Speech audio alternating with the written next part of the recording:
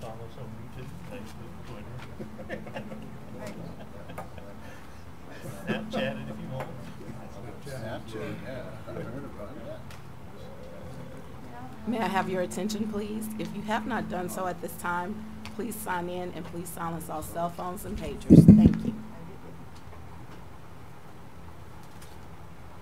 Good morning. This meeting of the Louisiana Tax Commission is hereby called to order. This meeting is being held at the offices of the Louisiana Tax Commission at 1051 North 3rd Street, Suite 225, Baton Rouge, Louisiana. The date is Wednesday, February 21st, and the time is 10:04 a.m. Please call the roll. Chairman Shahardy. Here. Commissioner Wagaspat. Here. Commissioner West. Here. Commissioner Vercher. Here. Commissioner Wood. Here. 5 present and a quorum. Thank you. At this time, I will accept a motion for the approval of the minutes of the February 7th, 2017 meeting. So moved. Second. Excuse me. Commissioner Vercher. Yes. Commissioner Wagaspat. Yes. Commissioner Wood. Yes. Commissioner West. Yes. And Chairman Shahardy. Yes.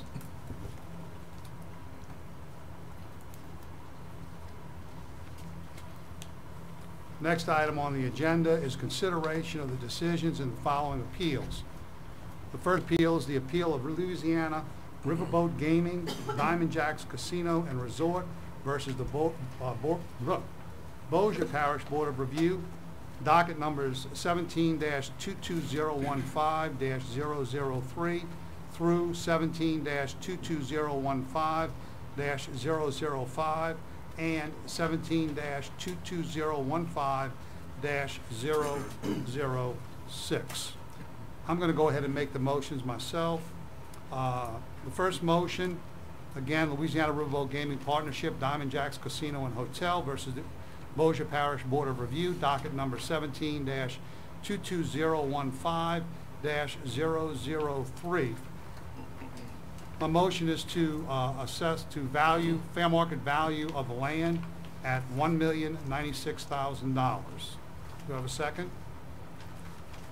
I'll second it. Commissioner Vercher. Yes. Commissioner Wagaspat. Yes. Commissioner Wood. Yes. Commissioner West. Yes. And Chairman Shahardy. Yes. The next docket number, Louisiana Riverboat Gaming Partnership, Diamond Jacks Casino and Hotel versus Bossier Parish Board of Review, docket number 17-22015-004. My motion is to establish a fair market value of the land at $3,091,000. Improvements, fair market value, $19,180,000 for a total fair market value of $22,271,000. Do I have a second? I'll second. Commissioner Vercher. Yes. Commissioner Wagaspat. Yes. Commissioner Wood. Yes. Commissioner West. Yes. And Chairman Shahardy. Yes. Louisiana Riverboat Gaming Partnership, Diamond Jacks Casino and Hotel versus the Bossier Parish Board of Review, docket number 17-22015-005, to establish a fair market value of land of $2,033,000. That is my motion. Second. Commissioner Vercher. Yes. Commissioner Wagaspat. Yes. Commissioner Wood. Yes. Commissioner West. Yes. And Chairman Shahardy. Yes. Louisiana Riverboat Gaming Partnership, Diamond Jacks Casino and Hotel versus the Bossier Parish Board of Review, docket number 17-22015-006. This is a personal property appeal, and my motion is to establish the fair market value of the personal property at $11,089,220. Second. Commissioner Vercher. Yes. Commissioner Wagaspat. Yes. Commissioner Wood. Yes. Commissioner West. Yes. And Chairman Shahardy. Yes. The next decision we'll be voting on is the appeal of Blue Cube Operations, LLC versus the Assumption Parish Board of Review, docket number 16-22007-001.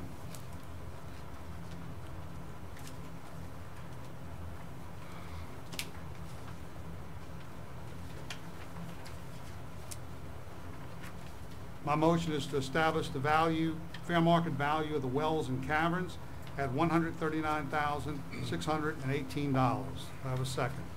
Second. Commissioner Vercher, Yes. Commissioner Wagasback, Did not participate. Commissioner Wood, Yes. Commissioner West, Yes. and Chairman Shahart. Yes.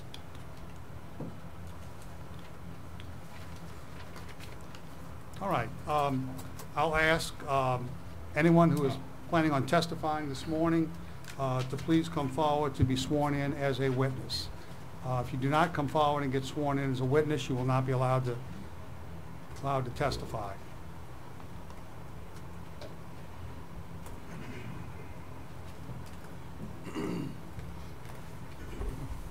Good morning. If you haven't done this before, I'm an attorney for Louisiana Tax Commission, Drew Hoffman.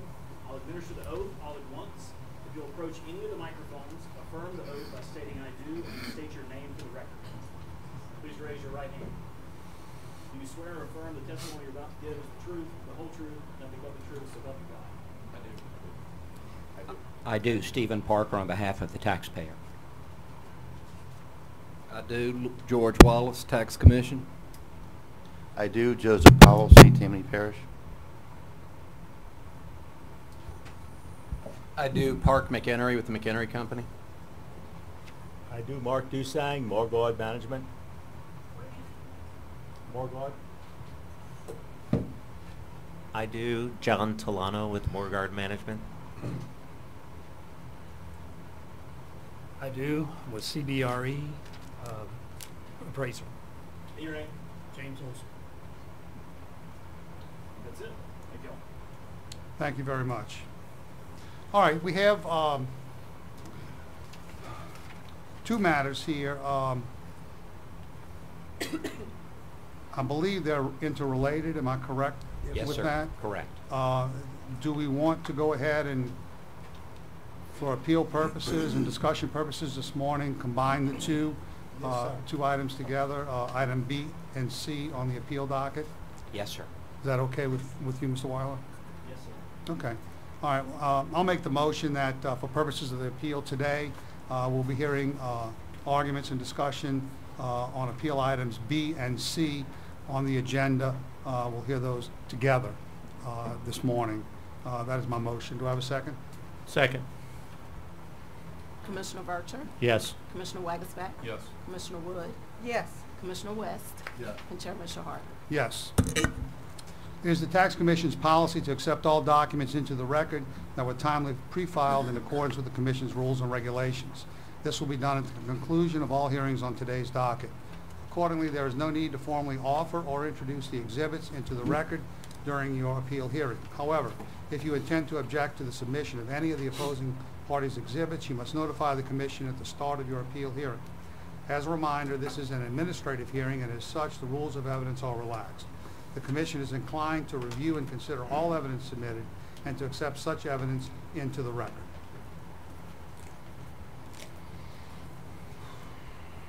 I know that there is a motion filed on behalf of the taxpayer to exclude some documents that were submitted by the assessor. Are you still urging that? No, sir, we'll withdraw that. However, we do wish to object. Can you talk closer to the Oh, I'm microphone? sorry. We withdraw that motion, but we do wish to object to the assessor's exhibits itemized as F, G, and H because they constitute newspaper articles which are not admissible under any code of evidence. And so if they're offered for the truthfulness of the matter asserted, we would object to their introduction. Okay. Mr. Weiler? Thank you, Chairman. The document F is not a news article. Just for clarification, it's from the website of the taxpayer. Items G and H, yes, are news articles related to the subject property. We would say they're absolutely relevant, but they're illustrative. Related to the TIF, the tax increment, the tax dedication, the sales tax revenue that is being dedicated to the subject property for retail. How is that relevant to property taxes? The tax dedication itself is not relevant, but the Give him the microphone. Mr. Wallace? Mr. Chairman, you'll be hearing, and we're sort of getting ahead of ourselves, but my understanding, the taxpayers are arguing that the property has no value, or the improvement has no value, and will be demoed. That's their opinion of value from their appraiser. And what we're going to be arguing, of course, the improvements have value. In fact, it's not bond, it is sales tax revenue for the redevelopment of the mall.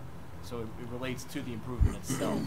But you're right, Mr. Chairman, we're not arguing that the sales tax dedication adds value, but it's related to the improvement itself and the redevelopment. I'm inclined to let everybody introduce what they want. However, based on my experience of 34 years in public office, not everything you read in the newspaper is accurate and true. So, and I'm not passing judgment, I'm just saying, we understand what it is. So, my inclination is to... You told me to object before we started? And you objected. Before we started. You did your job. All right. Let me, before we begin, I need a clarification. Okay. I need to get a clarification on something. If you'll bear with me for one moment. All right. And I'm going to use round numbers here, so don't hold me to the penny. It is my understanding that on the item which ends, appeal item that ends in 001, that the assessor's office and the Board of Review have a value of a total value of the two of approximately $13.9 million. Am I correct, Mr. Weiler? I believe I'm correct. Yes.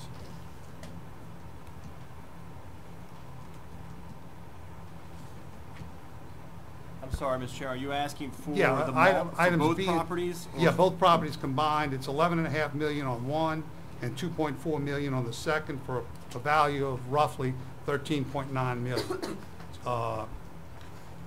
Yes, sir, that is correct. Okay. That's the Board of Review decision. If that's Right, the that's the question. assessor's value and the Board of Review value. There was an appraisal submitted in your documents showing a value of $8.7 million. Is that correct? We have an... That's the taxpayer appraisal. Pardon? That's the taxpayer's appraisal, sir. We submitted... I'm sorry. You're correct. I believe that's what you wrote. Yeah, I think you're correct. You're correct. No. Yes, sir. We have an appraisal at 8.7, which is land less demo, and a Right. comparable value of $7.5 million in the city. Okay.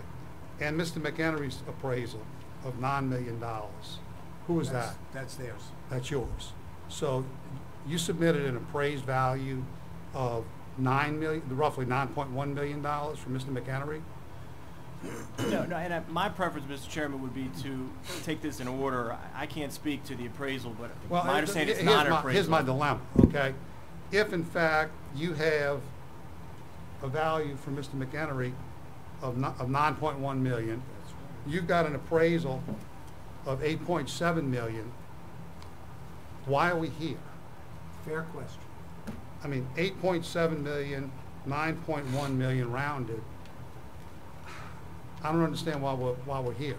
I mean, those two numbers can't be worked out? I got, first discussion I had in settlement was about 5:20 yesterday afternoon. Got a phone call from Mr. Weiler. He made a proposal. I responded. I called my client. I got authority. Called back.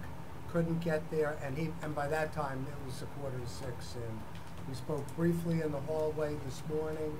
And I mean, I'm happy to share where we are, but I don't want to. Well, Mr. Chairman, the issue we're having is, I've dealt with Mr. Parker, and then lately I've dealt with Mr. Kutcher. So from Mr. Kutcher's point of view, yes, the first time we spoke was yesterday, but we have certainly spoken to the taxpayer's representative, Stephen Parker, for months about this case, and we've only received the appraisal from this taxpayer, the dollar value you cite to, just days ago.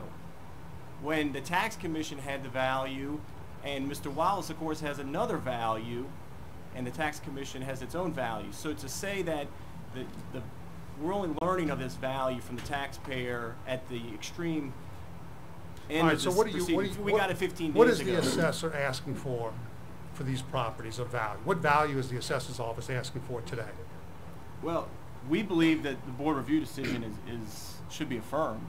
Then why does the assessor have an opinion of value from the McHenry company that says 9 million, 9.1 million roughly? Well, and I can let Mr. McHenry address that. So you don't accept your own independent appraisal value? Is that what you're saying? Well, it's not an appraisal, is my understanding. It's a memorandum addressing the concerns of the taxpayer's opinion. I mean, we can take Mr. McHenry and let him address it if you'd like. Yeah, but he's your guy. I think you have to add the Mervyns on top of that. So I think we offered. I mean, to put the cards on the table, Mr. Chairman, we offered to accept the tax commission's value, but the 9.7 million, but that was flat out rejected. They're asking for an opinion. They're asking for a value below their own appraisal. I think they're asking for 7.5 or 8 million, and if anybody to be scrutinized would be the taxpayer. They're coming in and asking for relief in excess of their own opinion of value. I don't know how you submit an estimate of value from your appraiser at 8.7 million, independent appraisal at 8.7 million, and yet you're still going to argue for 13.9 million. Well, you're going to hear, Mr. Chairman, from 3 different appraisers who have 3 different opinions of value. I think the whole reason we're here is it's difficult to value this mall. It's a special purpose building that is aging, that may have some issues, but we're all having difficulty in terms of putting a value on the property. But if I may have something to add. Much of the discussion we're going to have today is about the... State your name. I'm sorry, Joseph Powell, St. Tammany Parish Appraiser. Much of the problem that we have with the appraisal is the effective date. I'm not talking about that. You have an opinion of value, your guy. Correct. Of, what did I tell you, 8.7, that's... I'm sorry, of 8.7 is $9.1 million. 9.1. So you reject your experts. no, Mr. Chair, we're not rejecting the expert. I think I've stated we can accept the tax commission, Mr. Wallace's value, which is in line with Mr. McHenry's, but the taxpayer won't accept either of those values. So Would that's you why we're accept your here. appraiser's value? Yes, sir, we would. The 8.7 million? No, again, that's the taxpayer, but The 9.1 million. 9.1 million. my suggestion, Mr. Chairman, would be allow the taxpayer to pray and ask for it's their appeal. Let's hear what they would like, and we plan to address their opinion of value.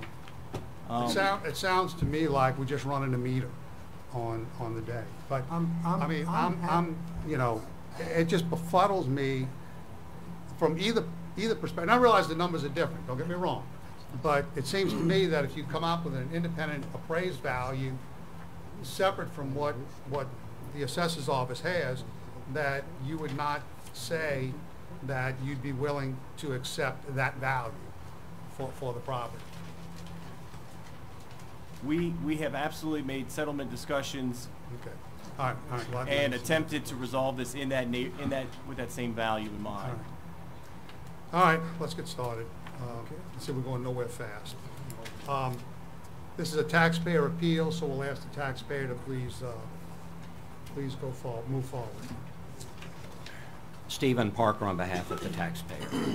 A moment ago, I asked Ms. Malveaux to circulate a handout, which looks like this. And what that does is it expresses the relative positions of the parties. As you mentioned, Mr. Chairman, the assessor is at roughly $13.9 million. We, the taxpayer, are just below $8.2 million. And that $8.2 million is a value that I developed quite some time back that I thought that both the assessor and the client could live with. We developed that value before we commissioned an appraisal of the property.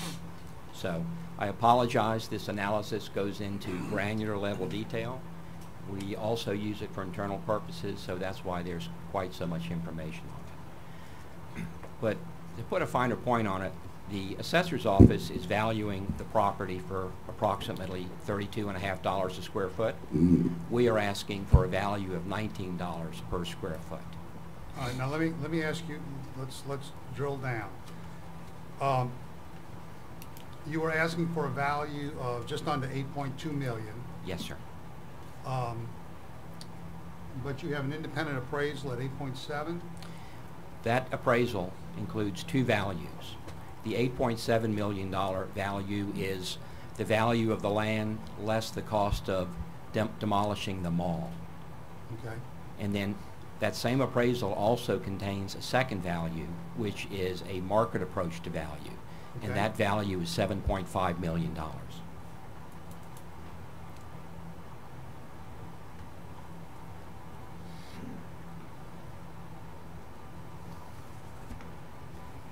All right, go ahead. This is the appeal of a portion of North Shore Square Mall, an enclosed regional shopping center located in Slidell, St. Tammany Parish. Built in 1985, the center is considerably older than its 32 years. Our appraisal estimates the effective age at 40 years, which is much closer to the end of its 45-year useful life. The property is located on the south side of Interstate 12 and the east side of North Shore Boulevard, formerly Airport Road. Our client owns and is appealing the enclosed mall concourse in 3 of the 5 anchor stores, which collectively contain a total of approximately 430,000 square feet of gross leasable area. They do not own, and we are not appealing, the nearly 116,000 square foot Dillard's Women's Store, which closed several years ago when they relocated to, as did many of our other tenants, to the new Fremo Town Center in Slidell, an outdoor lifestyle center located 4.5 miles away. Nor are we appealing the roughly 76,000 square foot former Dillard's Men's Store, which currently operates as a clearance center, 7 hours a day, 6 days a week. With respect to the 2 accounts, or 2 assessments, the first account, docket 1722103001, describes parcel 124,054,1435. That is the assessment we refer to as the mall assessment. It includes the inline stores in the mall concourse, which contain approximately 170,000 square feet of gross leasable area. It also includes the 85,172 square foot former J.C. Penney anchor store and the 97,500 square foot former Sears anchor store. The assessor is valuing these buildings at approximately $32.50 per square foot, or $11.5 million. We are requesting a value of $20 per square foot, or $7,052,000+, although we honestly think the value is considerably less, which we believe our evidence will prove out. Although J.C. Penney closed last year, they will pay rent through August 2021 at the rate of $1.76 per square foot per year. At Home, a home decor superstore, currently occupies the former Sears anchor store, and they are paying rent of $2.56 per square foot per year, which is at risk of being reduced to $1.28 per square foot per year since the departure of J.C. Penney due to co-tenancy issues.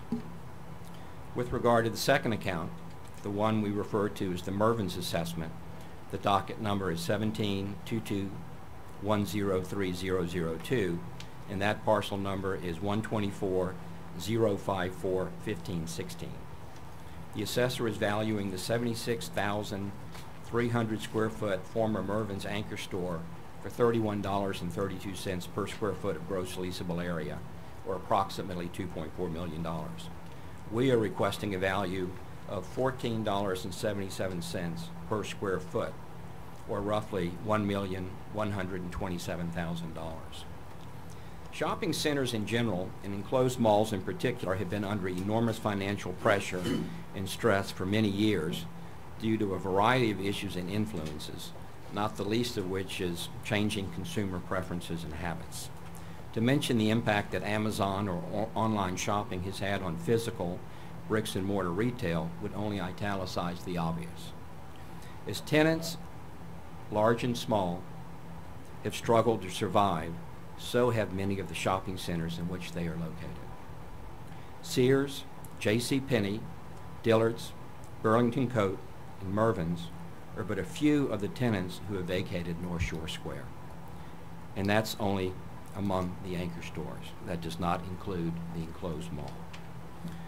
But those factors and influences alone are not entirely to blame for our demise. The opening of Fremo Town Center in Slidell in 2014, as previously mentioned, was the beginning of the end for North Shore Square. Not since Fremo opened 4 years ago has North Shore Square signed a new lease in the mall. With regard to the particular submarket in which our property is located, on the 3rd of this month, Target Corporation closed 12 underperforming stores in 9 states. The only store they closed in Louisiana is in Slidell, in the Sterling Slidell Shopping Center, located in the northwest quadrant of the I-12 Airport Road interchange, which is catty-corner and approximately 1/4 mile from our shopping center. Toys R Us, which is currently operating under bankruptcy protection, announced last year that they will close 182 stores. Of the 9 Toys R Us and Babies R Us stores in Louisiana, the only store they are closing is also in Slidell, in the village of North Shore Shopping Center, which is directly across North Shore Boulevard from the subject property.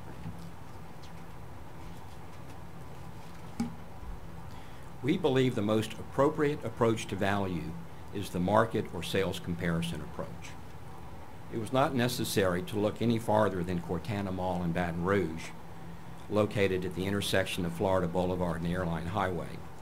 It's similar to North Shore Square in that it's an enclosed mall surrounded by 5 anchor stores. The mall at Cortana is as large or larger than our mall and 2 of our 3 anchors combined. Another similarity the 2 properties share is the fact that Cortana's fate was sealed when the Mall of Louisiana opened in the late 1990s, much as Fremo Town Center sealed the fate of North Shore Square in 2014. In 2013, Moonbeam Capital Investments of Las Vegas, Nevada, purchased the 358,100 square foot mall at Cortana for $16.75 per square foot, or $6 million. And again, as our analysis states, we're requesting a value of $19 a square foot, which is higher and more than Cortana sold for in 2013. At the same time Moonbeam purchased the mall, they also purchased the 81,100 square foot former Mervyn's anchor store for $125,000. That equates to $1.18 per square foot of building area, including land. After years of declining occupancy and increasing costs, the owners of Cortana have put the property back on the market with an asking price of $4 million. That equates to $9.11 per square foot, including land. And that offering includes not only the 358,000+ square foot mall, it also includes the former Mervyn's anchor store as well. In 2010, the 94,500 square foot former Steve & Barry's anchor store at Cortana Mall, which was previously occupied by Service Merchandise, sold to an investor for $1,250,000, which is $13.24 per square foot. That was in 2010. That former mall anchor store is now home to Virginia College, a private for-profit college.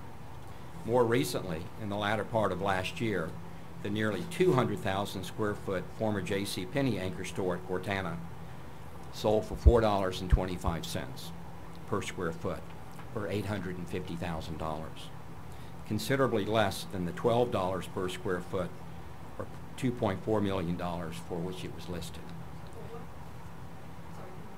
So considerably less than the $12 per square foot or $2.4 million for which it was listed. Also more recently, the former Macy's anchor store at Esplanade Mall in Kenner sold late last year for $2.6 million. That equals $9.35 per square foot of building area. Again, that includes 12 acres of land. It is difficult to overstate the extent to which North Shore Square is overvalued, overassessed, and overtaxed. Overvalued because it's valued at nearly twice its appraised value. Overassessed because historically the land has been undervalued and underweighted relative to the property's total value. Consequently, the commercial property improvement assessment has been artificially inflated, in our opinion. And overtaxed because at $173.35, the city of Slidell has the highest millage rate in the state of Louisiana. To put a finer point on that comment, for every $1 that we pay in real estate taxes at North Shore Square, Esplanade Mall in Kenner pays 47 cents. Lakeside and Clearview shopping centers in Metairie pays 65 cents. Cortana Mall and Mall of Louisiana in Baton Rouge, 69 cents and 75 cents respectively. And Pinnacle Nord du Lac and River Chase shopping centers in Covington, 78 cents. Now, granted, we're not here to appeal the millage rate, but for all the reasons I enumerated, if there was anything else one could do to make our property less attractive to a prospective investor, it would be difficult to imagine what that would be. In conversations with various people in the assessor's office, I have candidly characterized this shopping center as a dinosaur on its way to the boneyard. I also predicted that in their effort to defend what we regard as an indefensible value, they would hasten the demise and ultimately the closure of the mall before the end of the current year. North Shore Square Mall is and has been on the market, but without an asking price for the last several years. The most recent offer, which was received in September of last year, was for $3.5 million. That equates to $8.11 per gross leasable square foot, which is considerably less than the $14 million or $32.50 per square foot for which is currently being assessed. We did not make the decision to pursue this appeal lightly, but for all the reasons I mentioned, we felt compelled to pursue it and to do so vigorously. Upon the conclusion of this hearing today, we hope you will agree that the property is overvalued and will agree with our requested value of approximately $8.2 million. And with that, I'd like to turn it over to Bob Kutcher. Let me ask you real quickly, bottom line, what value are you asking for? $8.2 million. Okay, and only on the land, 8.2 million of value for land, no value on the The improvements? way it is structured, The analysis lines that out, Mr. Chairman, in probably too much detail. And where is that? If you look under the taxpayers heading Okay, and you come down to the summary block where it says $8,179,250. okay, That is the value that we are asking you, the commission, to consider. okay, but is that land and improvements? Yes, sir, that's correct. And what would the land value be that you're requesting? The land value, on a combined basis, the land value would be $6,020,930. And the building value, $2,158,320? Yes, sir, that's correct.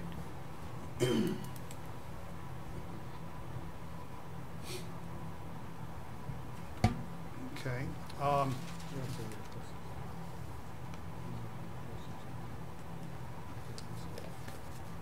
And what about this, this $7.5 million or $8.7 million appraisal or value in here. Could somebody address that?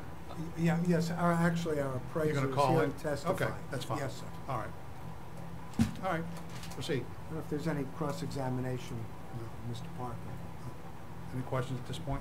No, Mr. Chairman. Okay. Mark Dusak.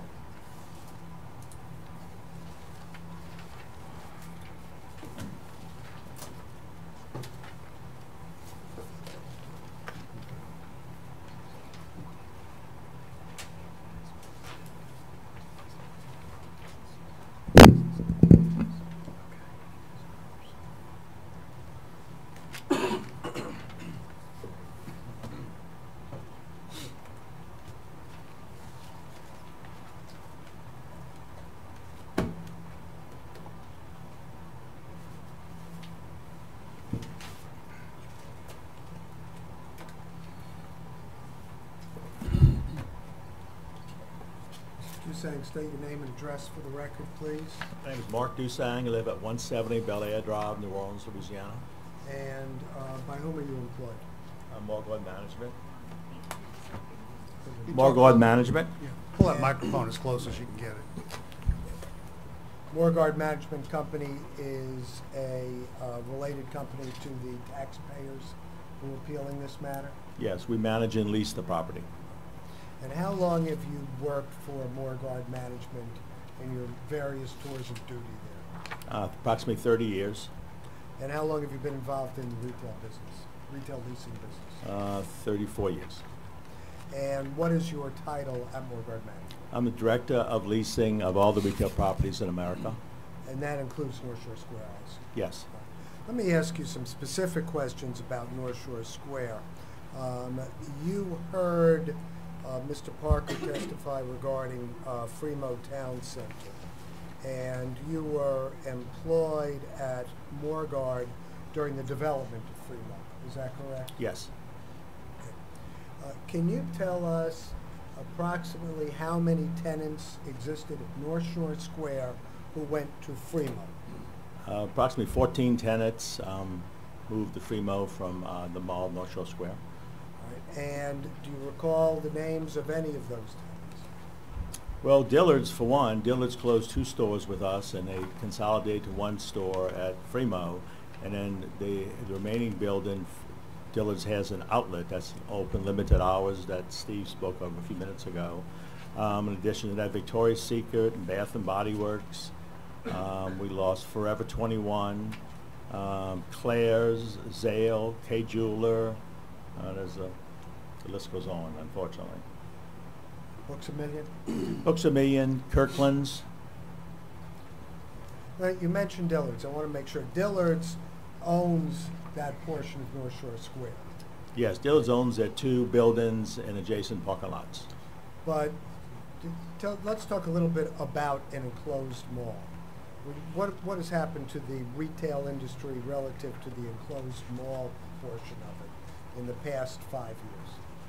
Well, in the last 5 years, 5 to 10 years, with the growing retail sales done on the internet, especially Amazon Prime, and retail sales have never recovered from the downturn in the economy in 2008.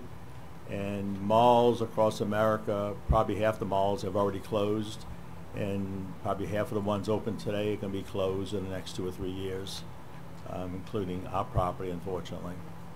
Have you had any success in getting any new inline tenants at North Shore Square since Fremont opened?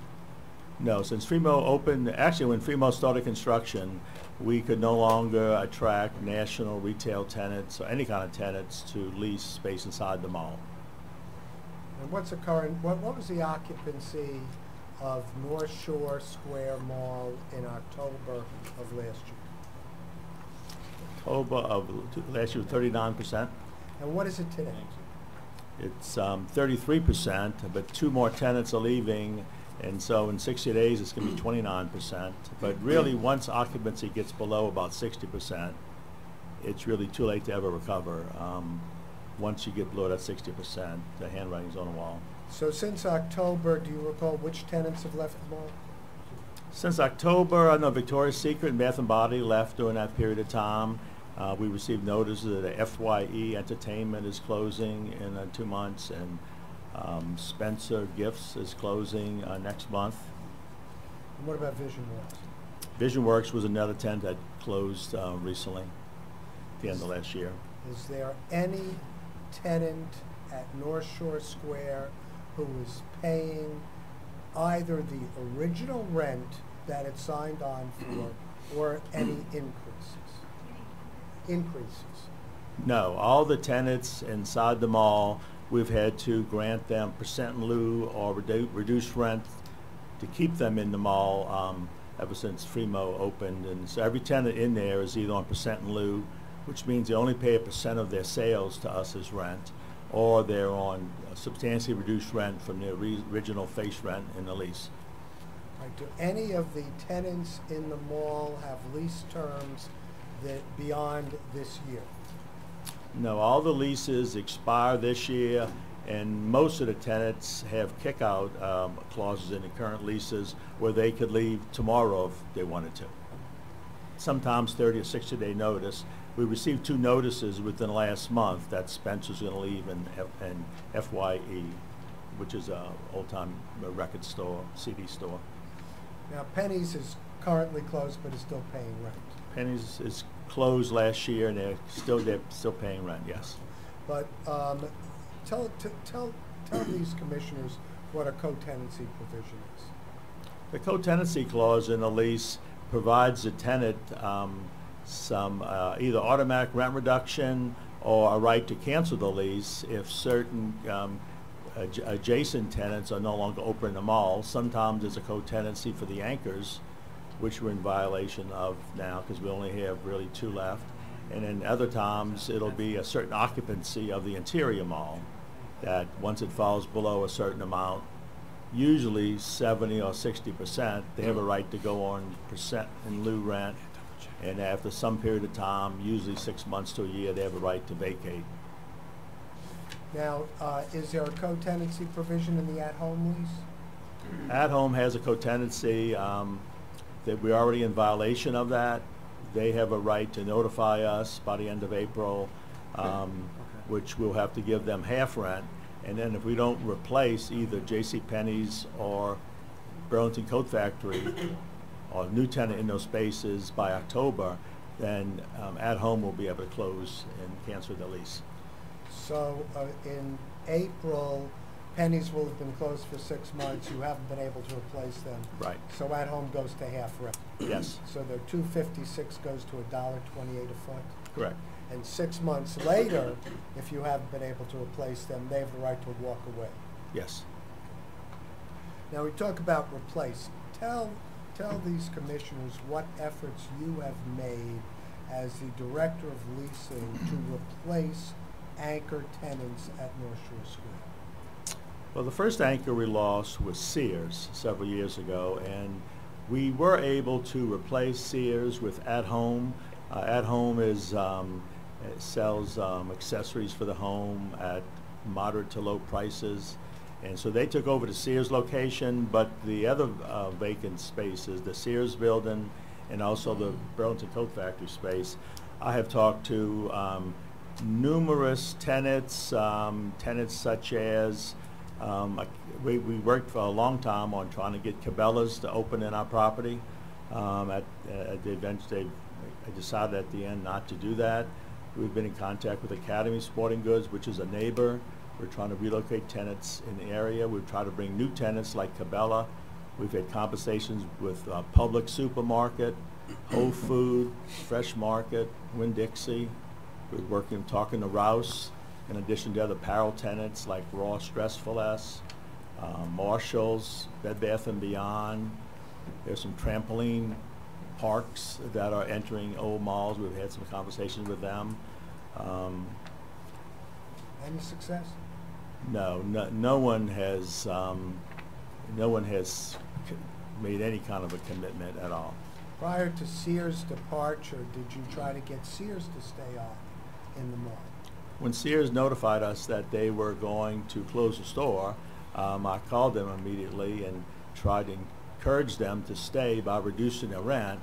And I made a proposal to reduce their rent to 50% just to keep them on a month-to-month basis. They rejected that offer, and then I got approval from the company to offer them to stay at no rent. And they also rejected that offer. They told me the only way they would stay, since the sales had diminished so much, would be if we paid them to be a tenant at the mall. So let me understand And- this. Sears, as the tenant, wanted the landlord to pay for Sears staying at the mall. Yes, that's correct. And that was the only way they'd stay. Yes. You're aware that at some point there was a cooperative endeavor agreement or a TIF entered into with the city of Slidell. Yes. Now, you mentioned discussing Rouse's, discussing Cabela's. Did the president, you mentioned the TIF to both of those entities? Yes, all the tenants that I speak with, we bring up the question, the subject of the TIF, because in some properties that can help the tenant defer some of their improvement costs or the landlord, and just the 0.5% of the TIF is not enough value to anyone so far to have them want to commit to be a tenant in this property.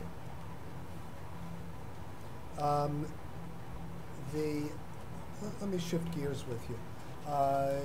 In order to attract a new tenant, what sort of expenditures would be necessary? Let me ask a background question first. What's a tenant improvement allowance? Tenant improvement allowances are cash payments landlords make to tenants to encourage them to lease space in the mall. It's usually used for them to do their build out. It can range anywhere from $20 a foot to over $100 a foot, depending on the type of tenant and how elaborate the build out would be. In addition to the tenant allowance, sometimes landlords provide free rent for tenants to help them develop their business after they first open and to get some cash flow before they have to pay rent. Take a look, if you would, at exhibit number 37. This was in the packet that we produced.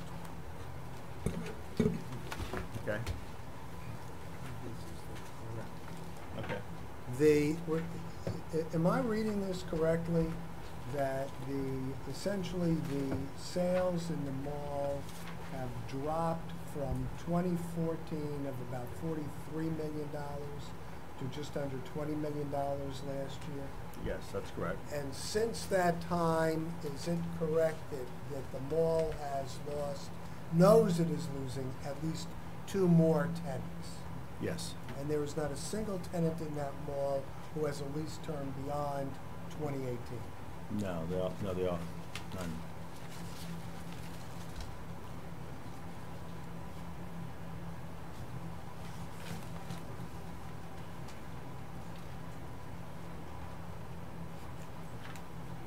I have no further questions. Thank you. Mr. Wiley, you have any questions? I do, Mr. Chairman. Mr. Dusang, what year did Sears move out? Sears moved out about 3 years ago.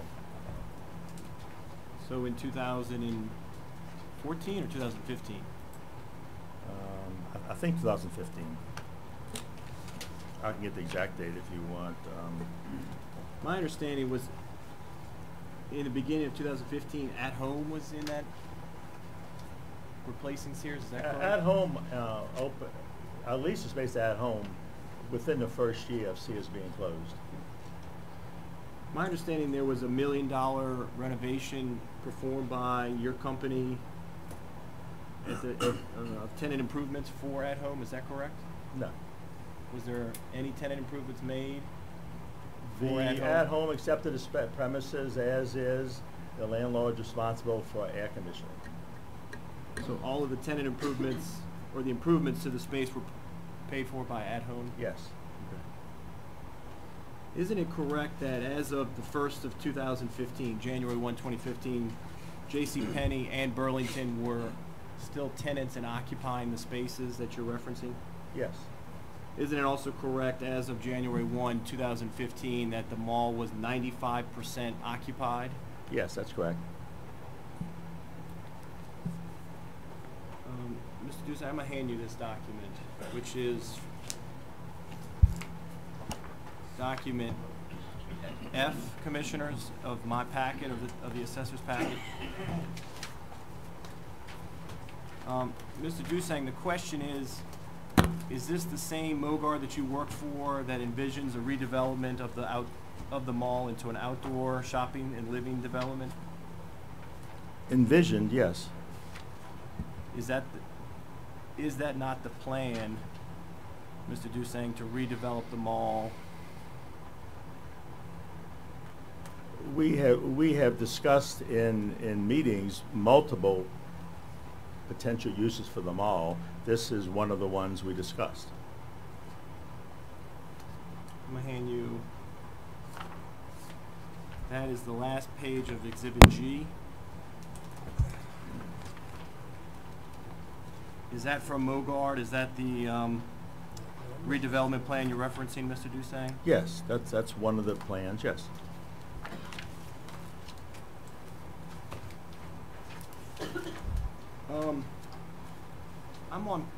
I'd like to ask you just to confirm the NOI figures for the subject property. So I'm going to go to the CBRE report, which is Exhibit 3, page 33 of the report, or page 76 of the packet. So Exhibit 3, sir, all the way to no, Mr. Dusang, Exhibit 3 of your packet. So you got it, yeah. There you go. What page, Kristen? 33 of the appraisal, or 76 is another page number I have of, I think, overall packet. We're not arguing that those numbers are correct. I mean, if you want to take the time and ask him to read the numbers, that's fine. But we don't dispute the accuracy of the numbers.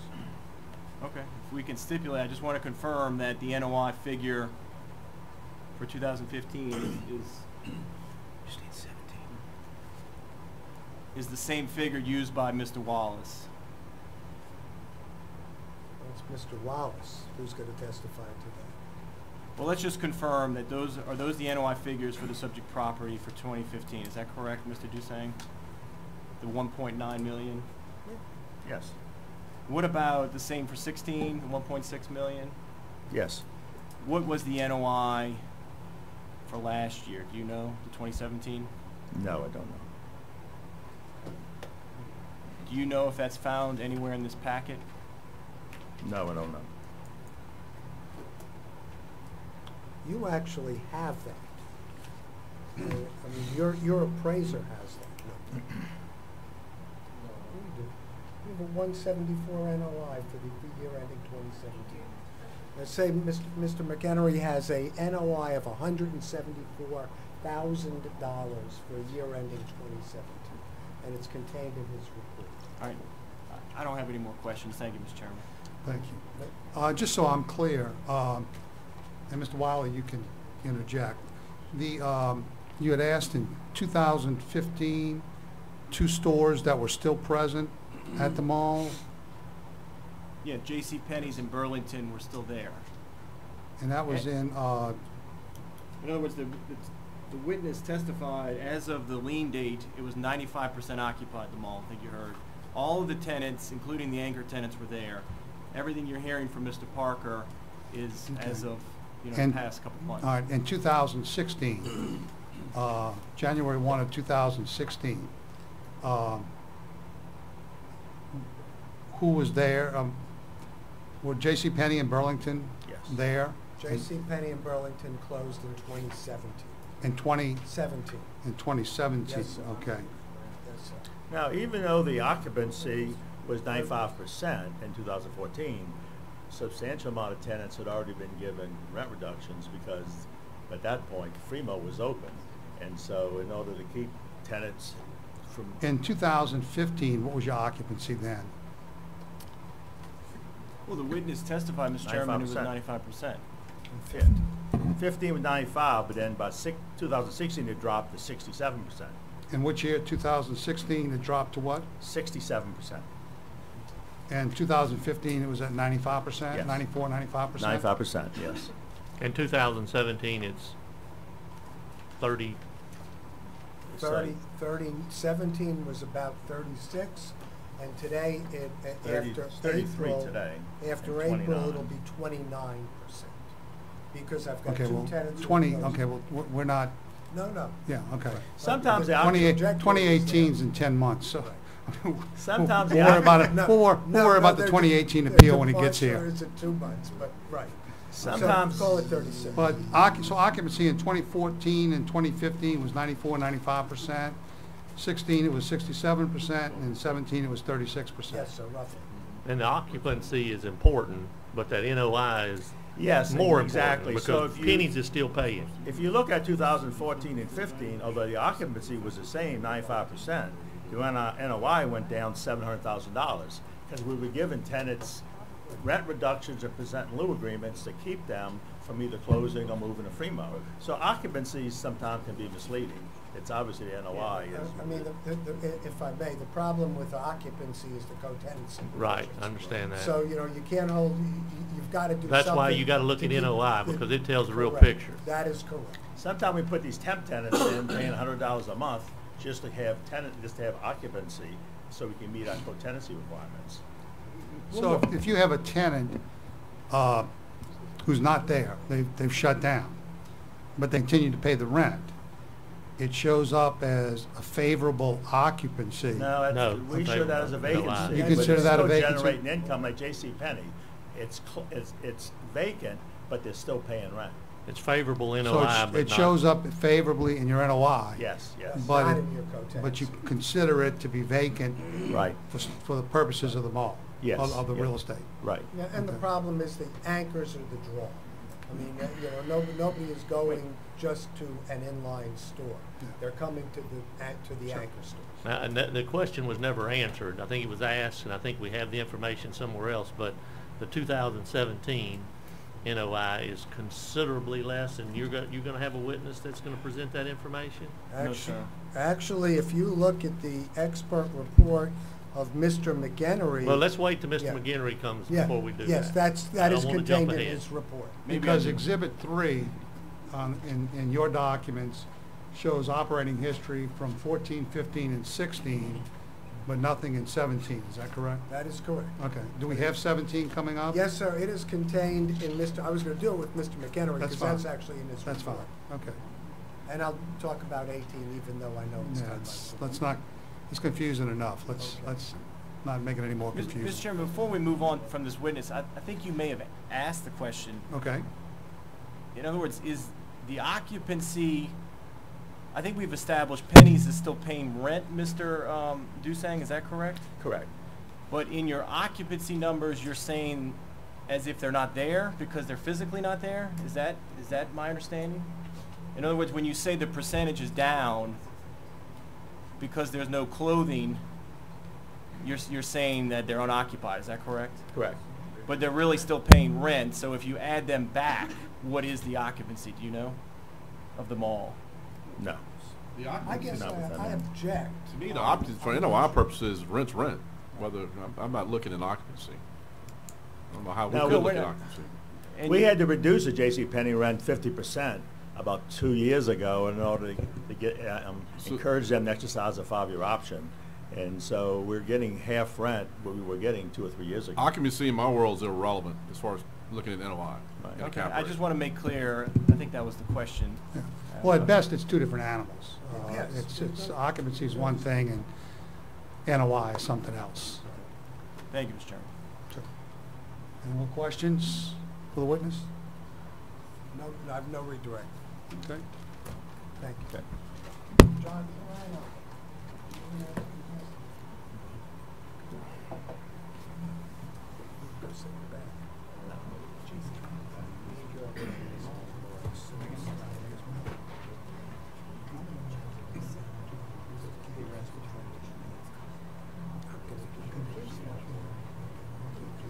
Starting with,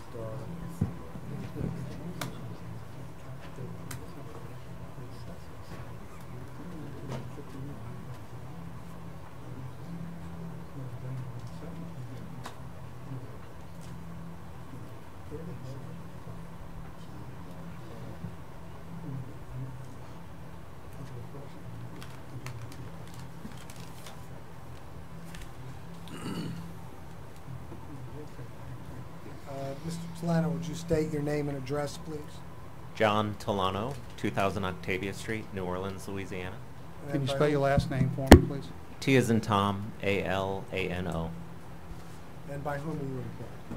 Morgard Management Company, In what capacity, sir? as Vice President. And how long have you been with Morgan? Since 2002. And does your responsibility for Morgard include the general oversight of North Shore Square Mall? It does. Tell us what's involved in actually redeveloping a mall. The mall is very complicated. Our biggest challenge is one that we have come to the conclusion that the interior of the mall is not viable. One of the biggest issues that we struggle with is the impairment of the property because of the Korea, which is the operating agreement with the other owners, which is Dillard's in this case. We are limited in what we can do by that Korea and have to deal directly with Dillard's to get anything done at the property. And can you redevelop that mall without Dillard's consent? No. All right, and what is the Korea? The Korea is an operating agreement between the ownership parties at the mall. It used to be several. Mervyn's had their own Korea, but we purchased that many years back. But Dillard's owns two large parcels on the property, and though they don't own the mall interior portion itself, they actually control it. And what is, time-wise, what's involved in, well, let me ask you a more fundamental question. How do you go about redeveloping? Do you need somebody to come in? Well, we've been struggling with getting any interest from national retailers. The renderings that you see here are marketing renderings that we use to actually try to entice other retailers into the market. So these are sketches that we have done to try to take something that is irrelevant, you know, the mall itself, and turn it into something that is more viable in today's market. But as Mark Dessain discussed, we've had no success attracting any national retailers to the mall. I want to ask you a question about Fremo, and you have been involved in the acquisition and sale of mall properties throughout your career at Morgan. You've been involved in the acquisition and the sale of mall properties at Morgan. I have. I manage a portfolio of 2.3 million square feet of retail in multiple states, and we have multiple enclosed malls as well as other grocery and power centers. And tell us what's involved in the, if you're a buyer, what sort of due diligence do you undertake in order to determine whether to purchase a property, a retail property, or not? For the most part, it's the leases and the income stream over a period of, we look at 10 years. In our case, at the mall, none of the retailers have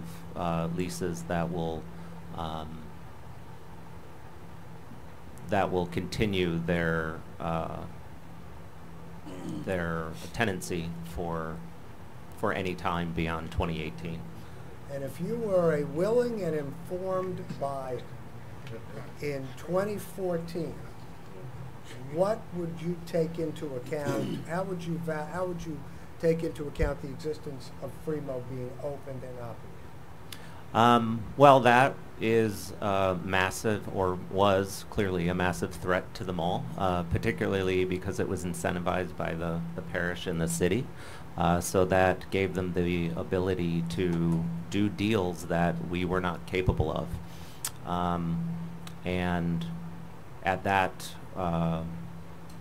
time, we were very concerned about our tenancy, and even as far as 2009, we were struggling to do any long-term deals because the concept of Fremo and the incentives were already being negotiated.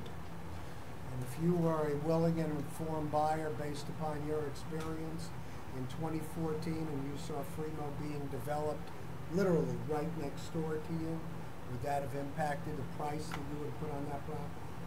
Absolutely. And by a substantial multiple? By a very significant multiple. The risk would be too high in today's environment for us to really have any interest. And let's talk, you did receive in September 2015 an offer to purchase the property for $10 million. That's exhibit number 11. Is that correct? That is correct. And why was that offer not accepted? The buyer themselves were not extremely credible. They did not have a deposit that was consistent with what industry standards are in terms of those amounts to protect us from moving into the purchase and sale. It also exposes us when we open our rent rolls up to other owners. At that time, as you can imagine, Fremo and the folks that were marketing that property were working hard, literally walking our mall to poach our tenants. On top of that, this company was included a very long due diligence time because they had a 1031 exchange that they were trying to accomplish, which made it very complicated. And in fact, their offer was initially looked to be above market, but when you looked at the requirements of that deal, it did not make sense. Now take a look at exhibit number 10, if you would, please.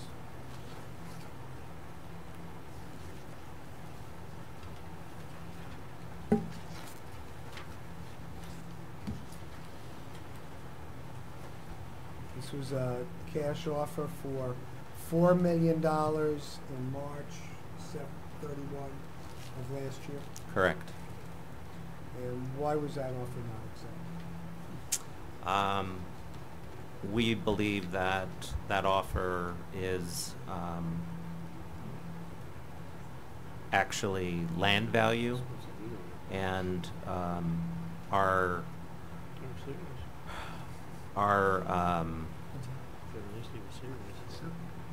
holding opportunity, or the ability for us to hold the property at that price made more sense. And I take it the answer would be the same for exhibit number 9, which was a $3,500,000 offer that was made less than 6 months ago. Correct. You had any other offers to buy the mall? We had discussions, but we had no other formal offers. Has the mall been listed for sale? The mall has been listed for sale for well over 2 years. Any response worth pursuing? Well, these were the best that we were able to come up with, and it's consistent with what we're seeing here in Baton Rouge with Cortana, but the number is so low that it's difficult for us to accept.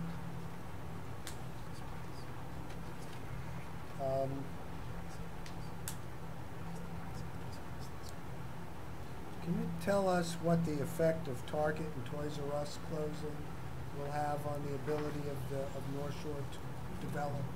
It's creating a significant amount of vacancy in our immediate market, which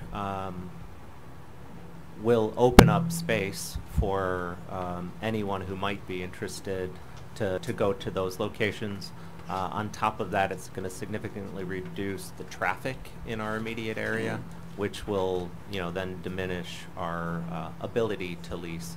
A lot of the retailers look at demographics and traffic, and as those numbers continue to spiral down, the likelihood of actually leasing it is lower. And you're talking about Target and Toys R Us? Correct. Are they open right now? Or Target closed. I think Toys R Us is about to close. Yeah. Target is closed. Toys R Us is in Chapter 11, I'm sorry.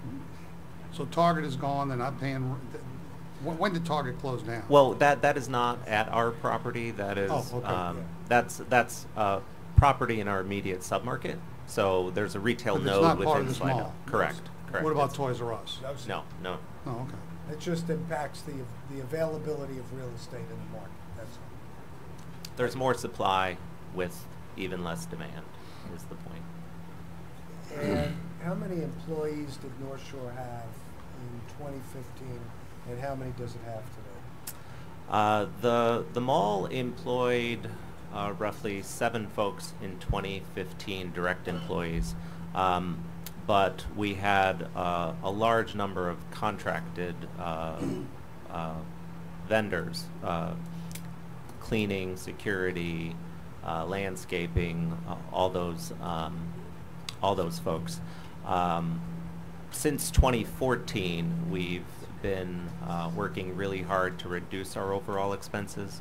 So, at one point the mall had roughly 35 folks working on the property every day between us and our contracted employees.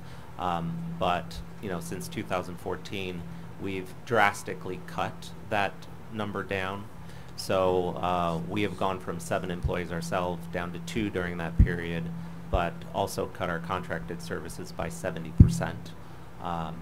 And that's also why you've seen the NOI number not necessarily tumbling as fast as you might think, because we were literally tightening our belts to do the best we can with what we had. And mentioning NOI, what was the NOI for year-end 2017? I believe it was $147,000. And do you project that to be a positive or negative number in 2018? In 2018, we are already seeing negative income. We'll be well over $300,000 negative by the end of this year. And I want to make sure that we've got it. I think yeah, I think the number might have been 174,000 in 2017, not 147. And you're projecting a negative NOI at the end of the year. Over negative $300,000. You said 174 or 174. 174. And that's at the end of It was empty. 2017? Year-end 2017 was $174,000. And actually, I'm going to refer you to the report of the McEnery Company, which is the assessor's exhibit. And can you read for the commissioners what the assessor is stating, or expert is stating, is the annual NOI for 2017? $173,502. Now that number's carried over in 2018. You see that? Yes. Is that number an accurate reflection of reality? No. Let me make sure the record's right. The number is carried over 173,052 as an annual NOI in 2018. Is that an accurate reflection of reality?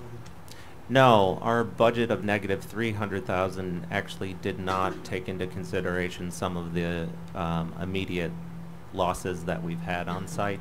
So I suspect we'll be more than $300,000 in the negative.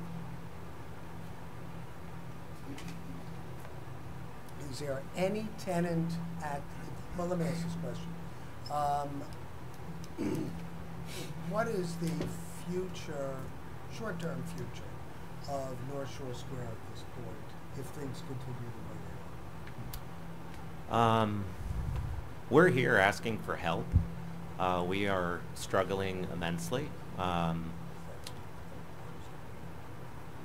We are here today because if we can't get relief, we have to close the mall. You know, even with the reductions in property tax that we're discussing, we're still going to be negative. But it's our intent to redevelop the land that's at the mall. Unfortunately, because of the because of the situation with Dillard's, we are impaired and unable to do that without their help. Explain to me a little more about this Korea agreement. You kind of inferenced as if say Dillard's is also a partner of the entity that owns the property. It is a cooperative operating agreement, and Dillard's has rights over the mall property to modify it in any way. So we have no right to even tear down the mall without their approval. What is their incentive to not allow you to proceed forward with redevelopment? It's a protectionist tactic. They're worried about a competitor? Correct. They have decided to relocate their store to Fremo because of the incentives that were offered back then, and they will be absolutely certain that their stores or the mall property where they left will not be anything that will compete with them. Have you tried to approach them and buy out that value of that agreement? Consistently for over 6 years. How long is that agreement in place? I mean, is it 10 years? Oh, no. 3 years? It is actually, the acronym is KOREA. It's Construction, Operation, and Reciprocal Easement Agreement. It was entered into back when the mall was constructed. So it's the term of the lease? Is it for the term of the lease? They own their property. It's in perpetuity. They own and this is not uncommon, you know, in the real estate business. Anchor, especially Dillard's, owns its property, and it partners up with the mall owner. Okay. But they control some things, and we can't do without. And there's no out in the agreement or any way to arbitration or anything? No, ma'am. We could close, say goodbye. But if we want to do anything, that requires their consent. And they're sitting on their 50 years from now, Dillard's would still have the right to shut it down? I don't think the term is that long, but Ms. Tiche is looking at it. Okay. 2035. 2035. So, 18, and that was in anticipation. 18 years from now. Yeah, so that probably was in anticipation of them being there in 2035. Correct. I mean, the analogy is a lot like Walmart. I mean, you see that with Walmarts and strips all the time. Walmart is there, it's a popular strip, they decide they close, they go across the street, strip dies. Second question, these are triple net leases, the tenants paying the taxes? You have a very large expense reimbursement in your income section. Tenants, no, it's not triple net, it is we pay the taxes, we bill the tenants a tax, their portion of the tax, get that back. Same for CAM, same for insurance. The vast majority of the tenants have moved to percent in lieu, which wipes that out completely. Yeah. Okay. And you're currently listed. You said you have a listing price, or is there no listing price? If you look at think I. So your realtor has no price to, Oh, I don't, John, is there a listing price with the realtor or whatever firm's representing? We market it unlisted in the case that there is an alternate use that is not a mall that may show some value that takes the land into consideration. Let me ask you that question in a different way. Mr. Cohan, who made the last offer of $3.5 million, attached to it is a kind of a crude drawing of an outline of a parcel. Is that outside of the Dillard's agreement? Can part of it be, because I'm sure this guy had some redevelopment plan. No, I would say the market price, the price he was willing to pay, that $3 million is reduced because he was aware that he would have to negotiate and essentially buy out Dillard's.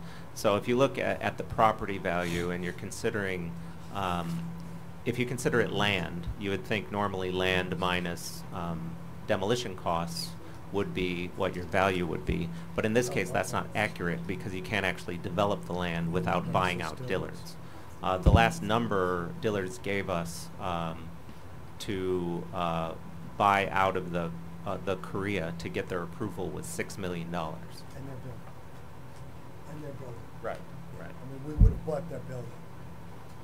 So y'all did not counter any of these contracts, any of these offers? Oh, we countered the first one, but the $3.5 million is such a low amount that. So you countered and he went down 500,000. Yeah, basically. It's a negotiated tactic.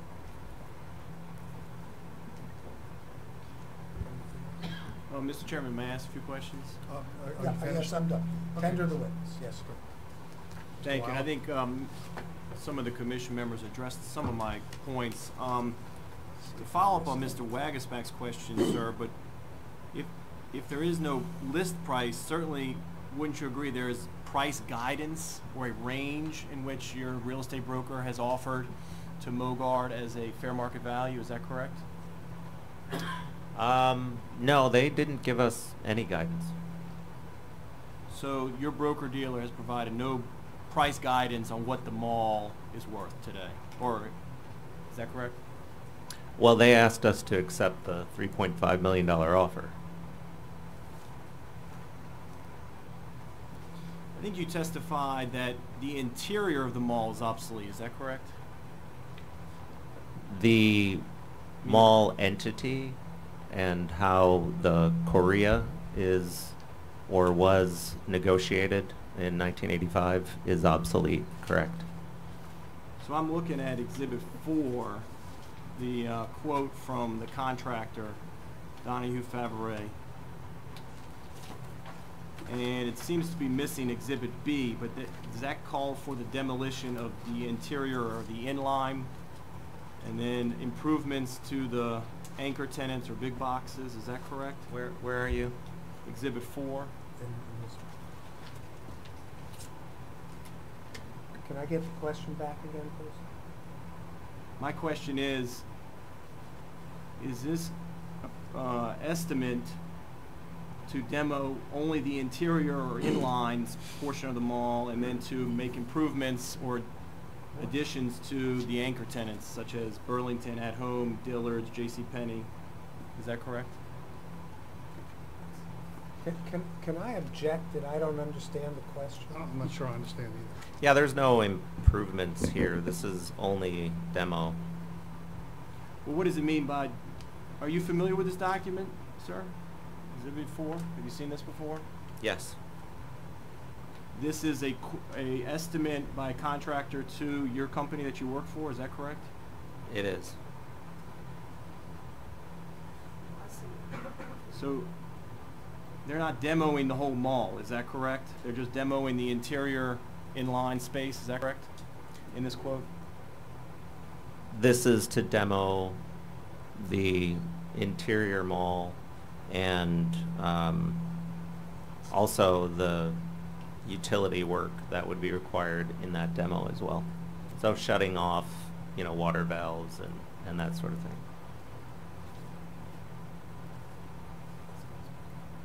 But it would not demo the at-home or formerly the Sears space, is that correct? No, at home is currently occupied. Okay. Well, and I could tell you the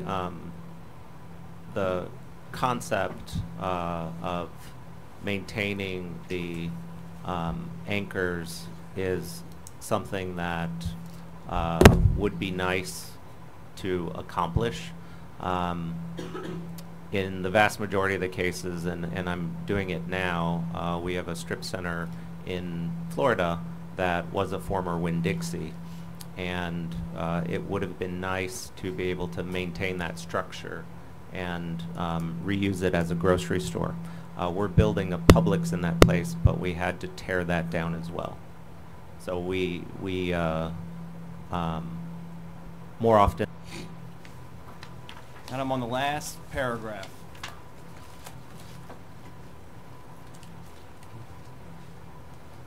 We've talked a lot about Dillard's. So it says the Dillard's property is owned by the retailer. However, the property is located at the rear of the subject, and redevelopment along North Shore Boulevard can be completed without the Dillard's property. So are you aware that your expert witness says the property can be redeveloped without dealing with Dillard's? Well, that's not accurate, and So we what's don't. not accurate? The report or your statements? We don't own that property. But again, within the Korea, Dillard's controls our property. No, sir. It states, the author of this, Mr. Olson, states the Dillard's property is owned by Dillard's. Okay, that's the first sentence. It understands that. Then he says the property can be redeveloped without Dillard's. Without Dillard's land? No, Dillard's can stay. That's what I read the sentence. Do you disagree with this, with that statement? Is the question, can Dillard stay?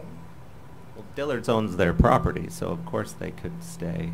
I think you testified under the Korea that Dillard's has to approve the redevelopment. Correct. Here it's stating that the property can be redeveloped without Dillard's. I don't know that that an appraiser would have the information within the Korea necessarily. I read that to mean that they can redevelop it without the Dillard's property included in the redevelopment plan, but I think it's silent on whether or not they can do it without Dillard's permission. I assure you, we cannot do it without Dillard's permission. I mean, what you're saying is that you don't need the Dillard's property to do a redevelopment. Correct. Forget whether you need permit. I'm just saying the way everything is situated, you could redevelop the property exclusive of the parcel that Dillard's owns.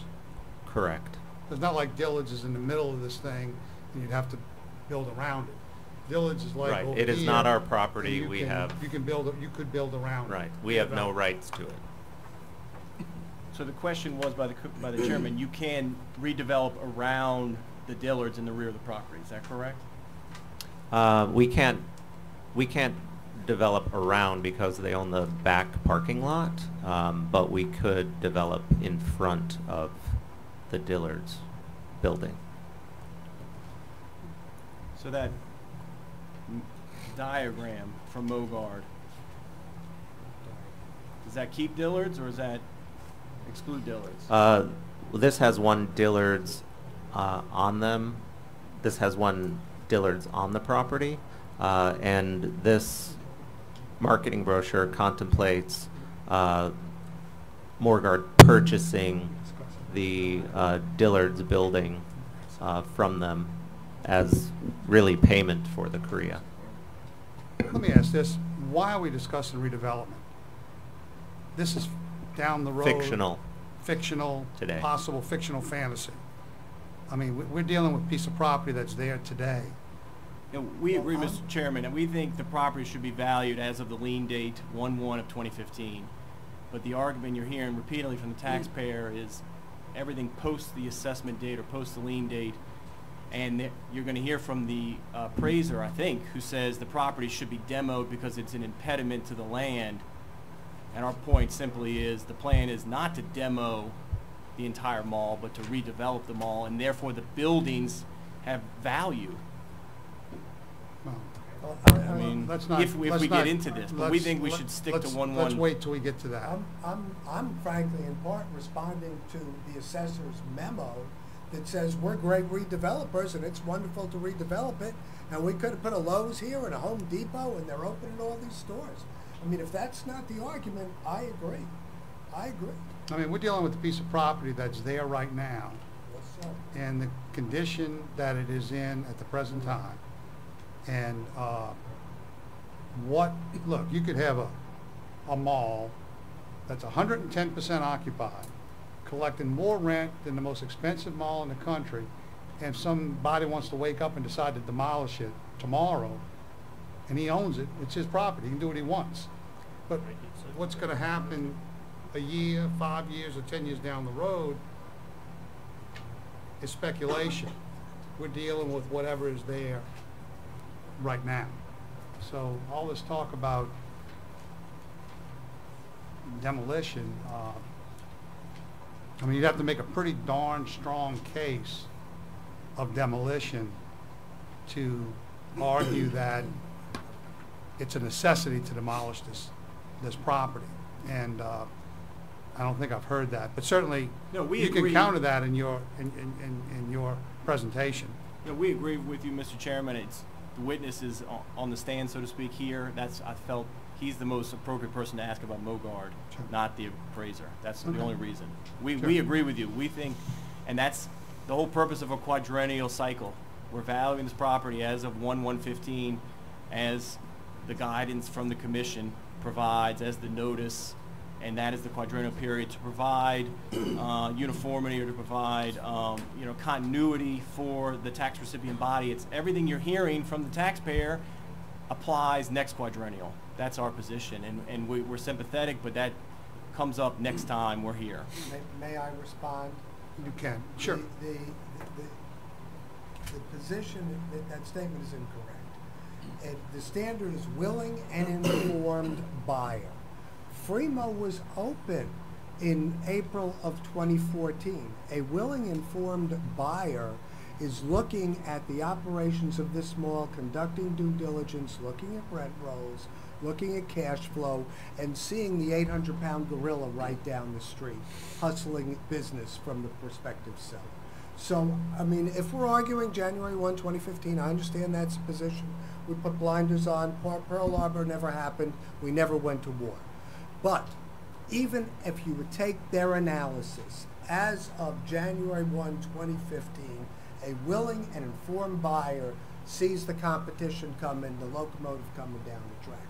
So I think that portion is relevant. Well, let me say this, that the valuation date is January 1, 2015. Understood. However, we also need to consider the condition of things in subsequent years. For example, a perfectly good building is sitting on a piece of property, it's 100% rented, the tenants are happy, the landlord's happy, the whole world's happy. Regrettably, you wake up in the morning, you turn your morning news on, and you find out the building's been engulfed in flames. That changes the picture. And you don't assess it because it was worth $1 million based on January 1 of 2015. You have to consider the fact that today this building is burnt. It's a burned building that, let's assume for the moment, has to be torn down. There's no saving the building. The assessor has to. Mr. Chairman, you're getting into the difference between reassessment and reappraisal. No, I'm not. We all agree reassessment occurs on the first of the year every year, except Orleans Parish, it occurs August 1, as we all know. Reappraisal occurs once a quadrennial period, and we look at the NOI respectfully at that year. So to consider adjustments to NOI, I agree with you. If the building is demoed or fired, that may have changed its existence as of the current 1/1/17, which is the tax year.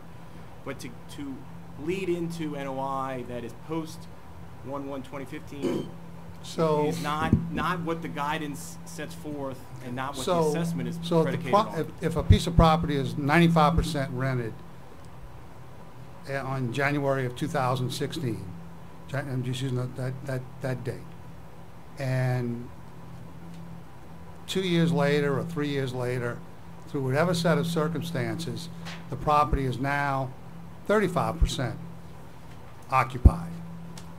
Do you still value it as if it was 95% occupied? I don't Or do see- you value it as if it's 35% occupied? You do neither.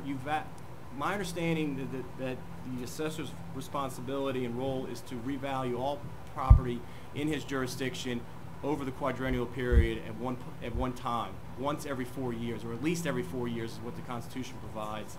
And this commission has provided that look date is January 1, 2015. We could look at it every day and reassess it more than once a year, but the reappraisal date remains the same throughout the quadrennial, sir. So I think we're mincing words. At the end of the day, No, I don't think we are. the appraisal remains the same. So if the mall, heaven forbid, the mall burned down, would the assessor value it based on what it was worth? I can't address that because I'm not Okay, the well, assessor. And I can't speak what for you're the- espousing on what the law is. Yes. Okay, so I don't think the assessor, I certainly would not, as an assessor, assess the property as if it were still there. Well, we all Even know- though it was there, I respectfully disagree. We all know uniformity trumps value. Uniformity controls, and to make equity among commercial properties is vital, as this commission has said. So to value the Fremo Center differently than its competing segment is not fair. So we Okay. can't, and that's Well, where we disagree. Let me ask it another way. What it's if, incorrect. And if the rent increase, if the shoe was another foot, we'd be hearing the exact same argument from the taxpayer. You pick a valuation date for purposes of the base value. If something occurs on the property were to burn down, if all the tenants leave, or what have you, that has to be a consideration. I mean, unless you just want to chase people out. If you want to, look, if you don't want to have business, then value it as if nothing has changed. Mr. Chairman, the regulation provides if there is an error in the assessment, you can reassess the whole area. Let's say Based slide on out. the valuation date. Still based on that, we have to look prospective on January 1, 2015. Look So at let's say a comparables. homeowner has a home, he's got an extra building in the back of his property, an extra 2-bedroom building with kitchen, bath, and a swimming pool. The assessor obviously would value all of that.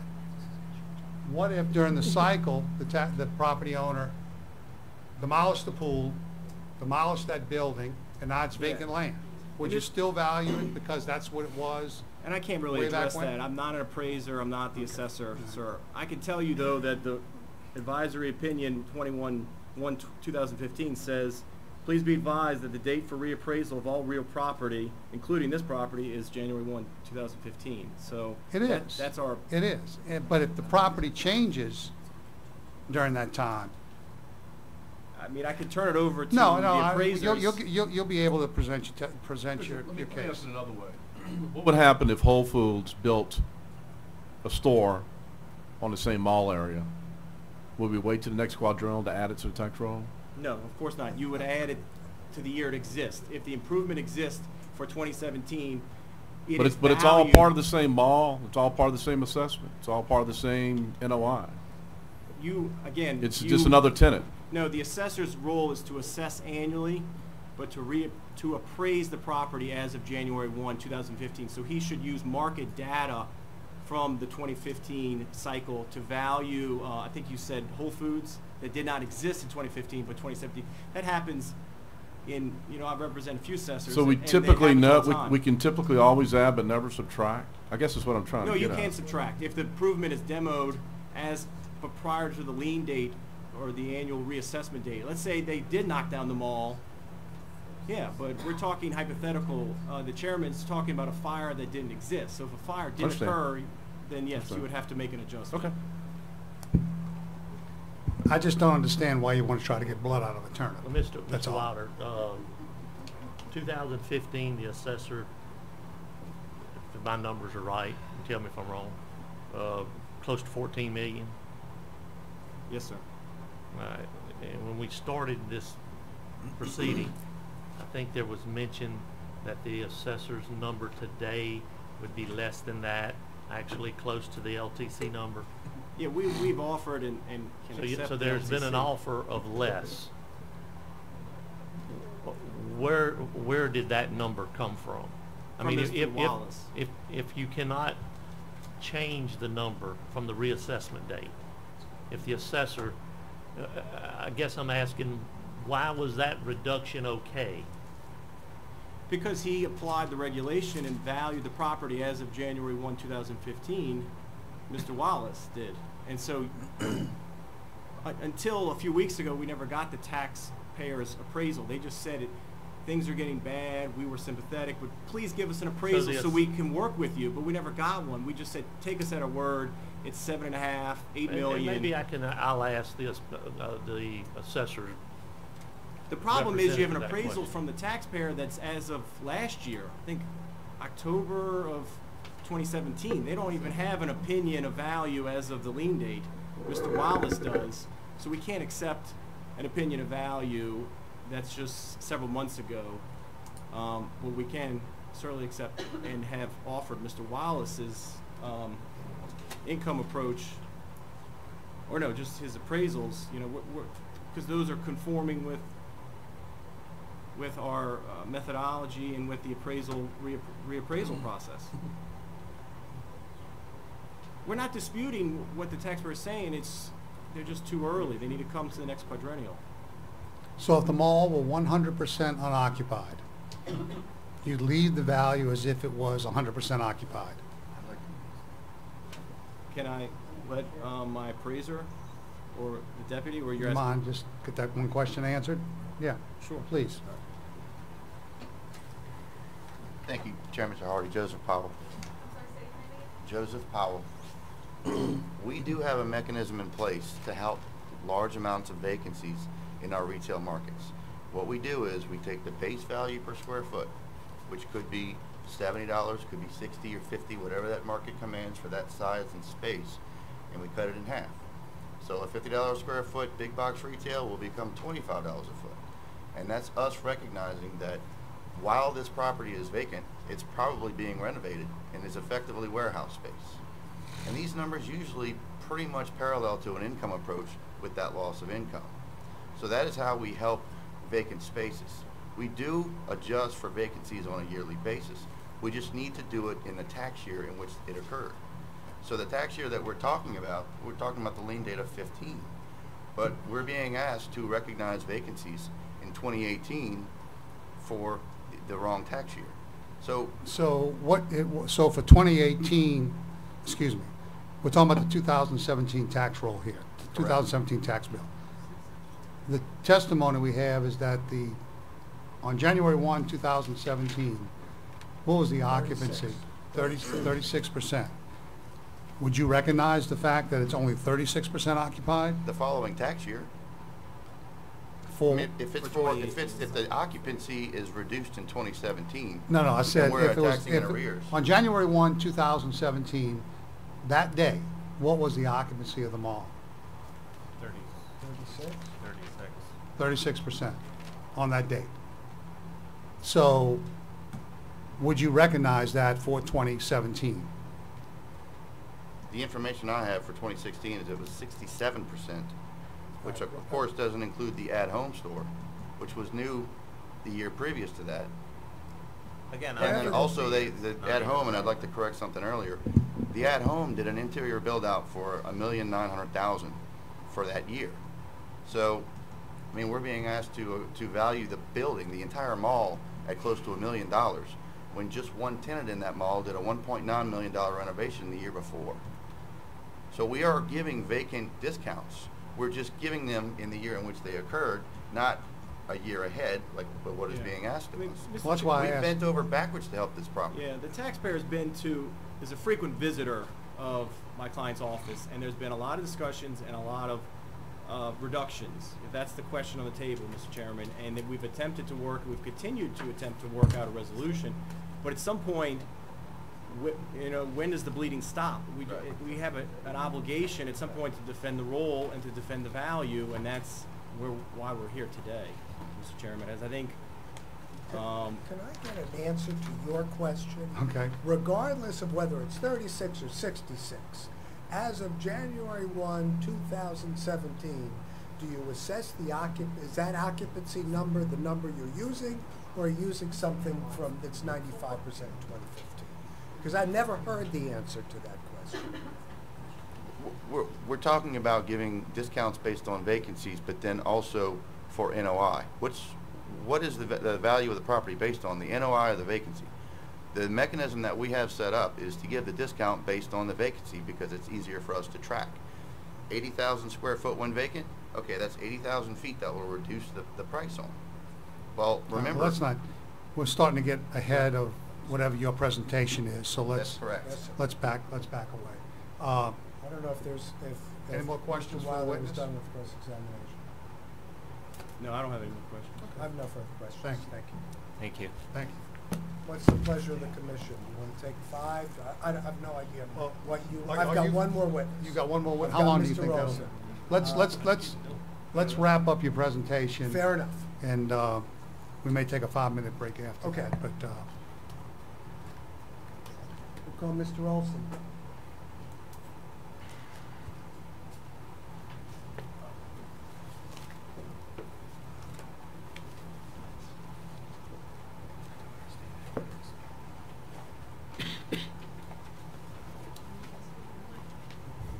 Mr. Olson, can you tell us your name and address, please? James Olson, 2317 Fairway Circle, Fairland, Texas. And by whom are you employed, sir? CBRE. And what capacity? I'm a real estate appraiser And how long have you been a real estate appraiser? since 1985. Are you licensed in the state of Louisiana? Yes. And what other states are you licensed in, sir? Kansas, Missouri, Arkansas, Texas, Louisiana, and Texas, Oklahoma. Have you actually appraised properties in Louisiana in the past? Yes, I have. Can you tell us which ones you recall? I've appraised several malls, New Orleans, Kenner, Baton Rouge, Alexandria, Lafayette, and Bossier City. You are engaged to conduct an appraisal of the North Shore Square Mall and also the Mervyn's property, is that correct, sir? That's correct. Can you tell us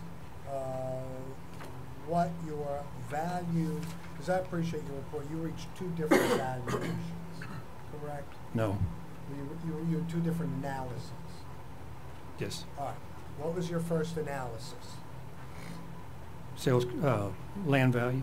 And tell me why you reached, what your land value appraisal was, the number.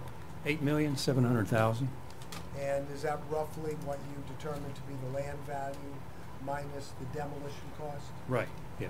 Minus Now, the demolition. The demolition cost you understood to be $1.3 million? Yes. Approximately $3 per square foot. And you've seen the Donahue Favre proposal of $1.5 million. Correct. Is that correct, sir? And obviously, if the 1.5 was a more recent number, then your land value would be $8.5 million, not 8.7. Mathematically correct. Probably, yeah, mathematically. All right. And now let's talk about your other analysis. That was based on comparables, is that correct, sir? Sales comparables. And what number did you come up with doing the sales comparable analysis? $7.5 million. And what how did you go about determining what comparables to use? I took mainly malls that have anchored tenants that have left the property. They're nationals, and they're not doing well economically. Is there any shortage of prospects nationally for enclosed malls that are not doing well? There's a few sales, yeah.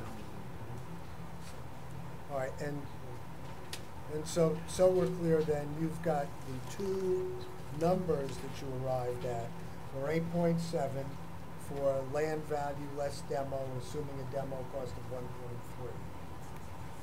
And also a comparable value of $7.5 million. Is that correct? That's correct. And no further questions tendered. Mr. Olson, what is the effective date of your appraisal? Date of value is October 12, 2017. So you're not offering any opinion of value for the subject property as of January 1, 2015, is that correct? That is correct.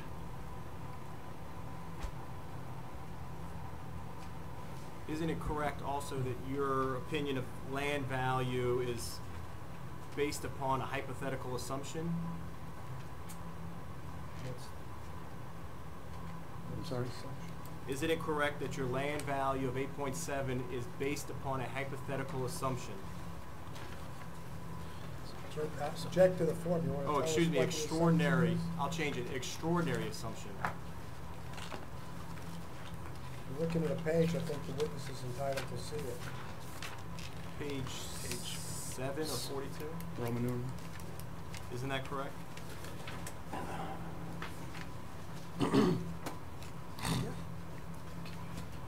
Yes.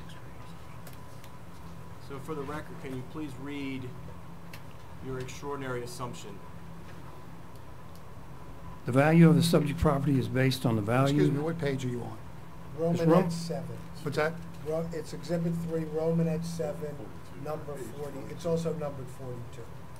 42? 42. This page 42. Oh. 1 second to get to it. Sure.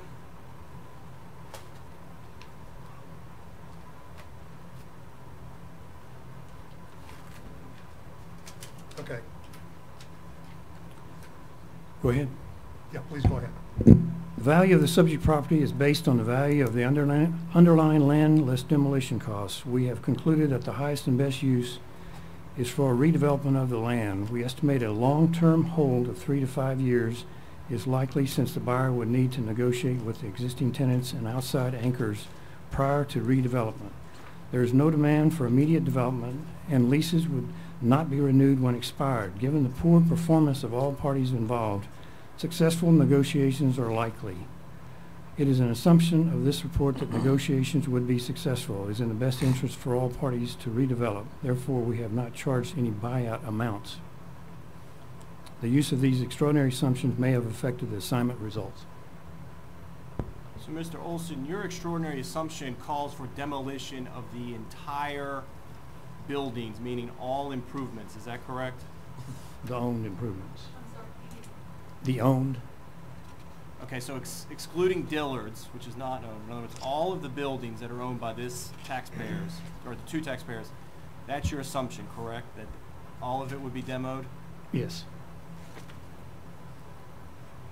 What about, as you indicate in your extraordinary assumptions, the leaseholds that exist? In other words, you would agree it's going to take several years, 3 to 5 years, you say, before demo is possible. Is that correct? That was the... Let me object. The document says what it says, but go ahead and answer, Mr. Wilson. That's the assumption. So, is there any consideration given, in your opinion, for the NOI that the property can accumulate over 3 to 5 years prior to demolition? Probably be negative. It would probably be negative NOI. But no, my question, sir, was does your report give any consideration to the potential NOI for the subject property over this 3 to 5 years period? No. It's as of October, or whenever it was. October 2017.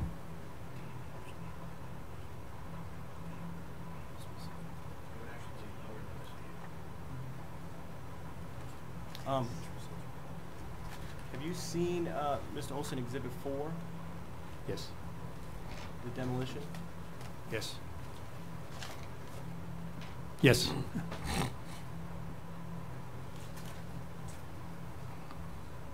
So are you aware that the plan for demolition calls for preserving the anchor spaces, the anchor buildings?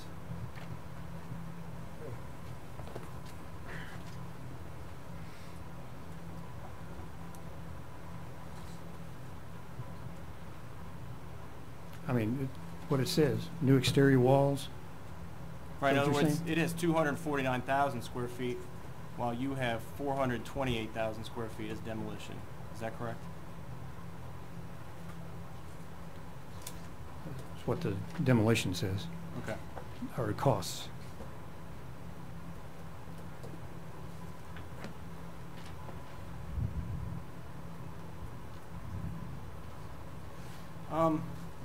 Page 31 of your report,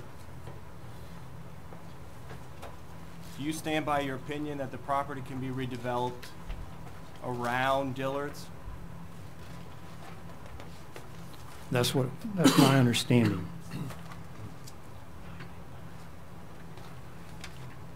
And I think I'm going to read your last sentence on 31. It is our understanding that the subject's current ownership is negotiating with Dillard's to purchase the retailer's property. Is that an accurate statement? That's what I was told. Do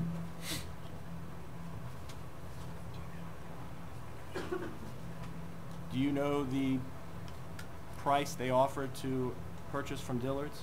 No, I do not. Do you know the price guidance for this subject property, the listing price or price guidance? No, I do not.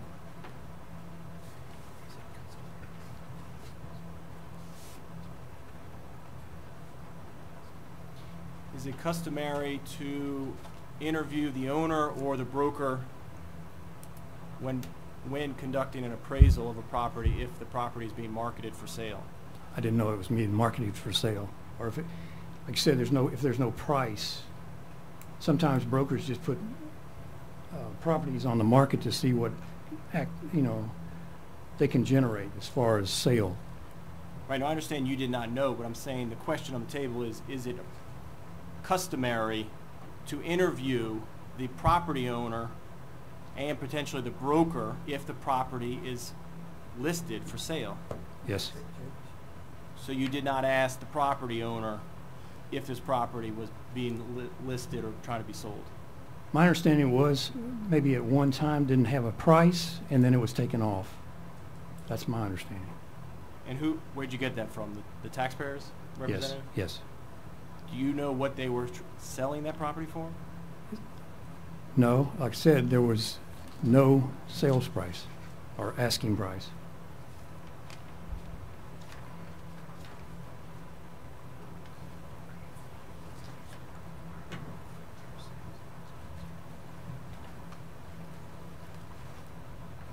I assume, Mr. Olson, you're aware of the USPAP rule to examine sales or listings within 3 years of your opinion of value. Is that correct?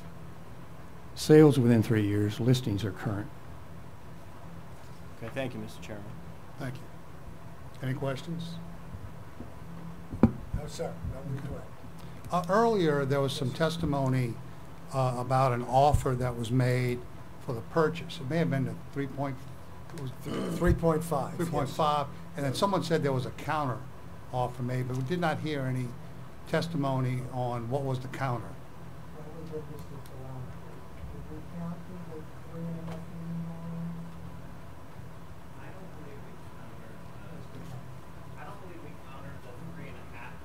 Which one did you counter?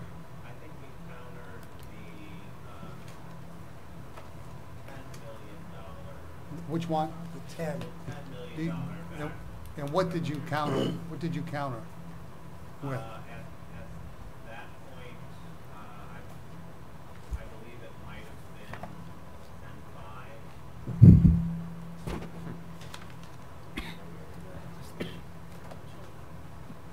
$10 million, you counted at 10.5.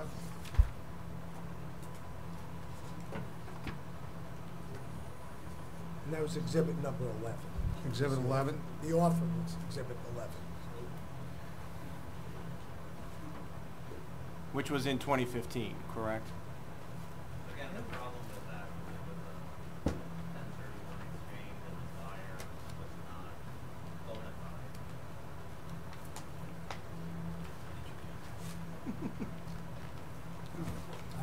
Can I ask the question to the witness, since he stated it was a bona fide, why did the taxpayer then counter? If it wasn't a bona fide offer, as you state, why did Mogard counter at 10.5 million? Yeah. We didn't know right off the bat. We did our research.